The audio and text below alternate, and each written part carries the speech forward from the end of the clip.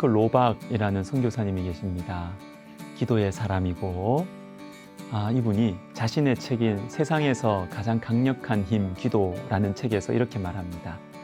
복음주의 기독교는 예배의 중심과 능력이 설교에 있는 것이 아니라 기도에 있다는 것을 깨달아야 한다. 설교자가 아니라 하나님이 중심이다.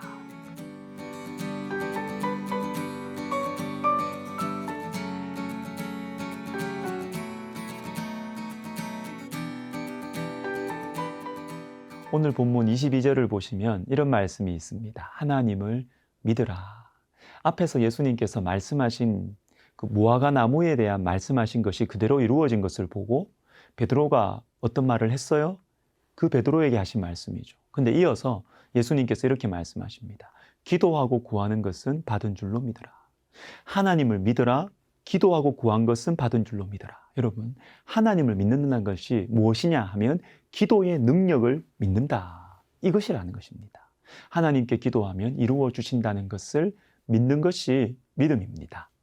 요한계시록 8장에서 하나님은 성도의 기도가 하나님 앞으로 올라왔을 때 하나님의 일을 시작하십니다. 향년이 성도의 기도와 함께 천사의 손으로부터 하나님 앞으로 올라가는지라.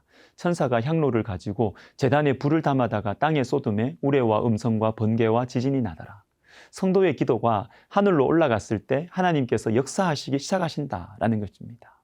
고린도후서 1장 11절에 이런 말씀이 있습니다. 너희도 우리를 위하여 간구함으로 도우라. 이는 우리가 많은 사람의 기도로 얻은 은사로 말미암아 많은 사람이 우리를 위하여 감사하게 하려 함이라. 사도 바울의 선교 사역을 돕는데 간구함으로 도우라는 것입니다. 간절한 기도가 돕는 힘이라는 것이죠. 그리고 많은 사람의 기도로 얻은 은사, 즉 많은 사람의 기도를 통해서 복음을 전하는 은사가 생기고 역사한다는 것입니다. 여러분, 기도가 힘입니다. 기도가 교회를 세웁니다. 마가복음 11장에는 우리가 잘 아는 말씀이 하나 나오지요. 내 집은 만민이 기도하는 집이라 너희는 강도의 소굴을 만들었도다. 몇 달 전에 어떤 목사님의 설교를 듣는데 이 말씀에 대해서 신선하고도 충격적인 해석을 하셨습니다. 교회가 기도하지 않으면 강도의 소굴이 된다. 보통은 15절 말씀과 연결시켜서 성전 안에서 물질이 오고 가는 것과 강도의 소굴을 연결시켜서 설명을 하는데 그런데 그 목사님은 기도하지 않으면 교회가 강도의 소굴이 된다.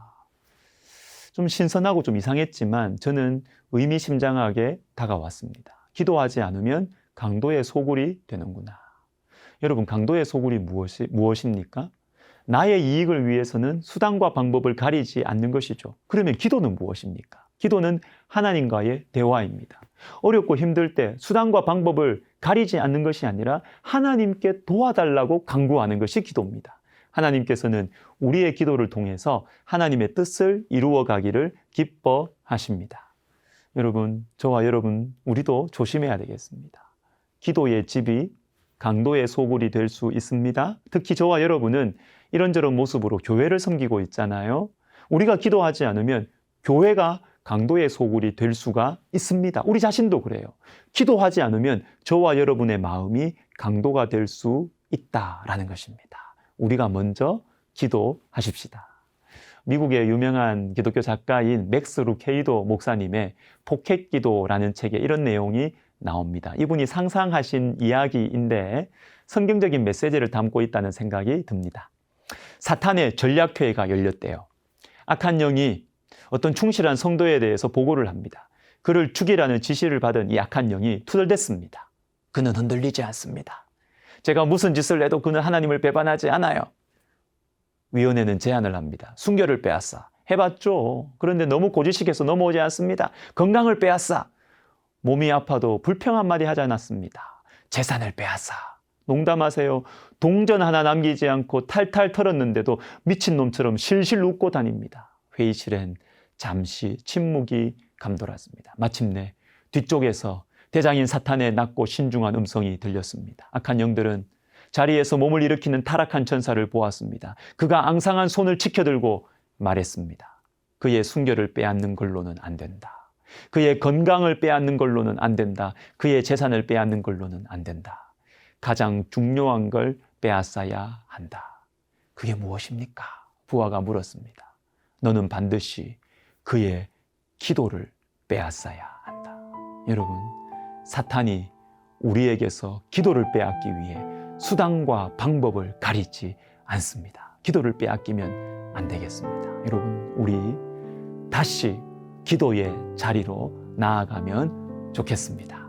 기도하겠습니다. 하나님 아버지, 우리가 기도의 자리로, 기도의 시간으로 다시 나아가게 하여 주시옵소서. 이번 한 주 수요 기도회든 금요 기도회든 어떤 모양으로든 기도의 자리, 기도의 시간으로 가서 주님, 내 마음이 강도의 소굴이 되지 않고 정말 만민을 위하여 기도하는 기도의 집이 될 수 있도록 은혜를 베풀어 주옵소서.